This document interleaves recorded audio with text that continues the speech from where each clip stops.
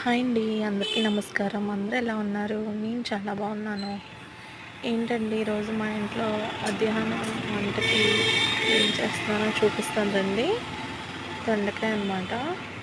ఈ దొండకాయలు ఫ్రై చేద్దామని కట్ చేశాను. కానీ చాలా ఫ్రెష్గా ఉన్నాయండి దొండకాయలు.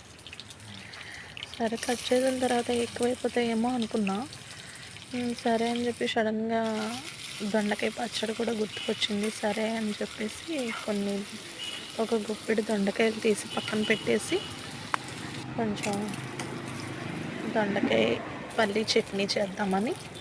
బాగుంటుందండి దొండకాయ పచ్చడిలోకి కొంచెం ఒక గుప్పెడు పల్లీలు వేసుకుంటే చాలా బాగుంటుంది.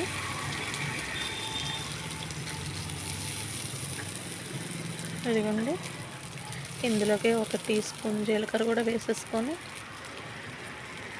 వేపేసుకుంటున్నాను చట్నీకి. ఈరోజు కొంచెం వంట లేట్గానే స్టార్ట్ చేశాను. క్యారేజీ టైం కూడా అయిపోతుందని గబగబా చేస్తున్నాను అనమాట. ఇది వేగే లోపలికి ఈ దొండకాయ కూడా ఎలా ఉందో చూడాలండి. ఇది బాగా వేగుతుంది. కొంచెం దొండకాయలు మనకి మరీ బాగా వేగిపోకుండా కొంచెం పచ్చిగా అనిపిస్తే చాలా బాగుంటుంది. దొండకాయ వేపుడు మరీ డ్రైగా అయిపోకుండా. ఆల్మోస్ట్ అయిపోవచ్చిందిలేండి.